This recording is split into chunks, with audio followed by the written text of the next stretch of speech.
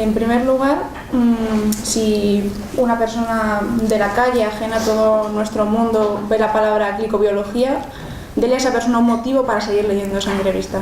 Para seguir leyendo la entrevista, glicobiología, para el que no lo sepa, glico hace mención a carbohidratos, a las cosas dulces. De manera que para captar el interés se le podría decir que la glicobiología es la ciencia dulce, la ciencia de los carbohidratos. Muy bien. O la rama de la biología que se encarga, ya siendo un poco más técnico, aquella rama de la biología que se encarga de bioquímica, biosíntesis, función de los carbohidratos en la fisiología animal o vegetal. Muy bien, y ahora la glicobiología es algo pues bastante nuevo, y cómo es que ni siquiera los científicos o la mayor parte de científicos está familiarizada con ella. La glicobiología, bueno, vamos a desmistificar un poco. La glicobiología no es algo nuevo.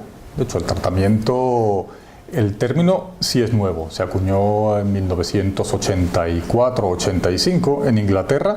Sin embargo, los principales avances en inmunología derivan de los estudios de glicobiología, ya a final del siglo 1800.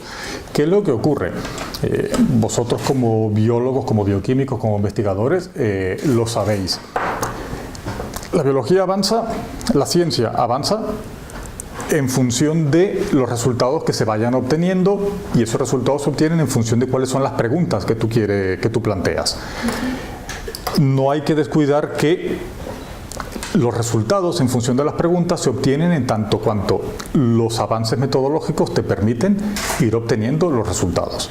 ¿Qué es lo que ocurre? Si consideramos los grandes polímeros biológicos, tenemos los ácidos nucleicos y las proteínas, y después tenemos los glicanos.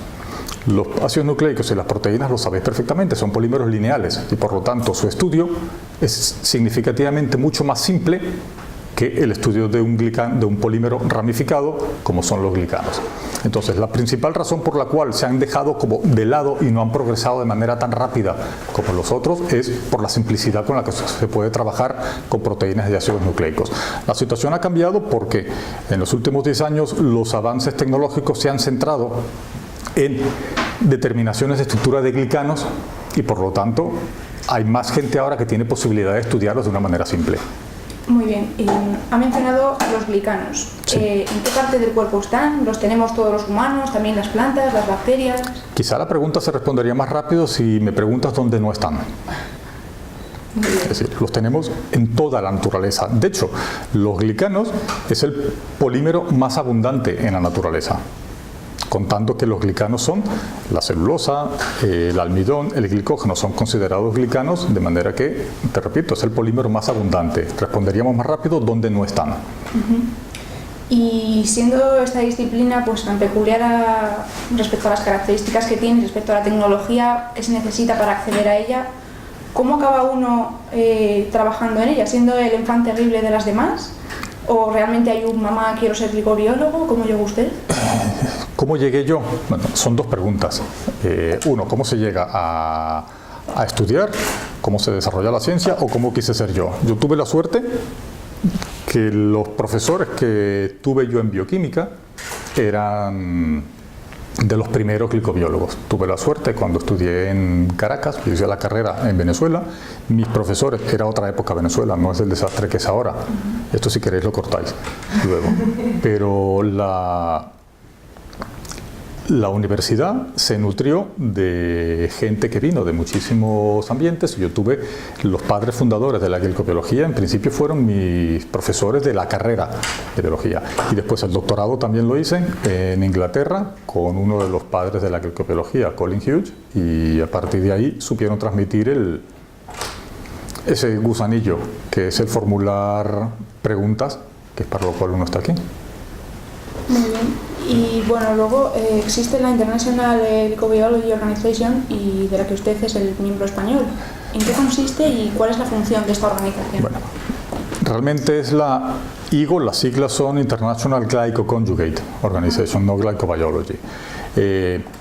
Como vos sabéis, las personas con intereses afines se organizan, nos agrupamos en valga la redundancia, en grupos que nos permiten desarrollar de alguna manera o potenciar una determinada actividad. En este caso es una actividad científica. Entonces está la Sociedad Internacional de Bioquímica, que es la que se encarga de regular o fomentar la educación de la disciplina bioquímica. Dentro de ella hay varias ramas. La glicobiología como tal no estaba constituida hasta que se constituyó la Sociedad de Glicobiología, que es una sociedad netamente americana, aunque abierta a todo el mundo, y para darle un sentido más internacional se creó la Organización Internacional de Glicoconjugados, que tiene dos misiones fundamentales. Uno es la organización de un congreso bianual de la disciplina de glicobiología, pero más enfocadas al área biomédica, y la segunda función es promover la educación en glicobiología. Muy bien. Y bueno, la glicobiología, digamos que sigue siendo un asunto de laboratorio exclusivamente, o ya ha trascendido al mercado y a la industria y crea valor real para la sociedad. Tiene valor real, tiene valor real. Y lo que hay que entender es que, primero, no podemos desligar las dos actividades, la actividad de laboratorio y la actividad empresarial o de vender. No son dos mundos aislados. O sea, uno trabaja en el laboratorio, en principio, planteándose retos académicos, porque es lo que produce cierta satisfacción, pero no tenemos que descuidar que esos retos académicos, esas preguntas que tú te planteas, tienen cierto interés y valor social. De allí, lo que se llama la translacionalidad, llevar los resultados del laboratorio de investigación básica a lo que es la sociedad.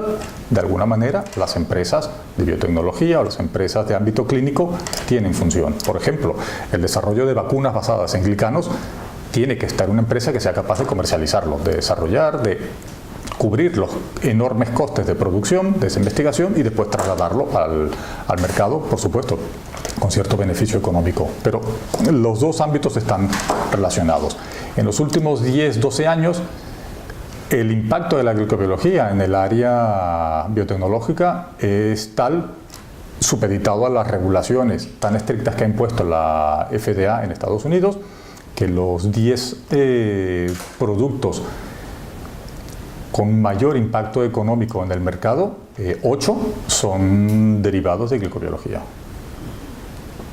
Y luego, la casualidad y la ciencia van muchas veces de la mano. ¿Qué papel ha jugado la serendipia en este ámbito, en la glicobiología?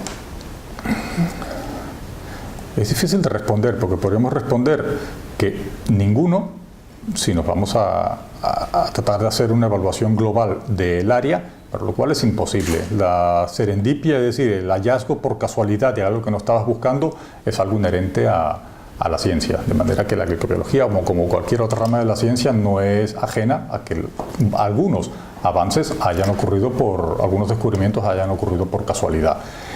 Alguno que se me ocurra, la identificación de algunos marcadores tumorales, siempre se había pensado que era de naturaleza proteica los cambios, pues lo que se demostró por casualidad, con tinciones, el investigador se equivocó en las tinciones inmunohistoquímicas, en lugar de usar un marcador para proteínas, empleó un marcador para carbohidratos, y ahí es donde vino el primer descubrimiento de que uno de los marcadores tumorales esenciales es un glicano de superficie.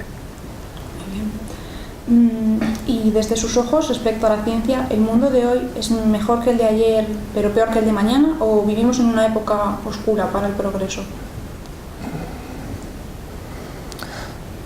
Depende de cómo nos lo planteamos. Yo creo que por naturaleza un científico tiene que ser optimista y ser generador de cambios. Entonces, desde ese punto de vista está claro que estamos hoy mejor que ayer y peor que mañana. Pero si somos realistas, un científico es un ciudadano. Es obvio que la situación hoy en día no es favorable y que el futuro que se nos plantea con los dirigentes que tenemos hoy en día y con la situación económica no es muy alentador el futuro. Pero es nuestra responsabilidad el decidir si va a ser así o intentar cambiarlo. Muy bien, y una pregunta un poco más, si acaso, filosófica. ¿Cree usted que la libertad trae el progreso científico, o que es el progreso científico el que permite que una sociedad sea más libre? Si hacemos una recapitulación de lo que ha ocurrido en la historia de los países desarrollados en los últimos 150 años, un poco menos desde la Revolución Industrial, son dos fenómenos que van íntimamente ligados y que no podemos desligar uno de otro. Muy bien.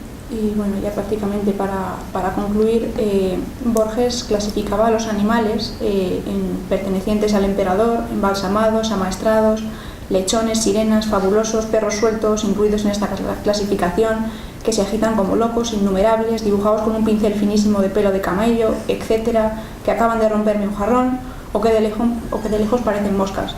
Usted como científico, ¿cómo se clasificaría? ¿Cómo me clasificaría yo? Yo creo que un compendio de todos los que has comentado. Un poco de todo. Un poco de todo. Porque todos somos, en algún momento, un poco de todo. Desde un perro suelto hasta, lamentablemente, animales amaestrados. O sea que todo. Y como última pregunta, un consejo que le daría a usted a un joven investigador que necesita esas palabras de ánimo para superar el desánimo que cunde ahora, digamos, entre la población investigadora. El desánimo no es de ahora, ahora quizás es mucho más evidente porque sois conscientes de la terrible situación laboral a la que uno se encuentra. Pero ese desánimo ha existido siempre, porque no se sabe. Este es un trabajo en el que no hay, las expectativas laborales son bajas.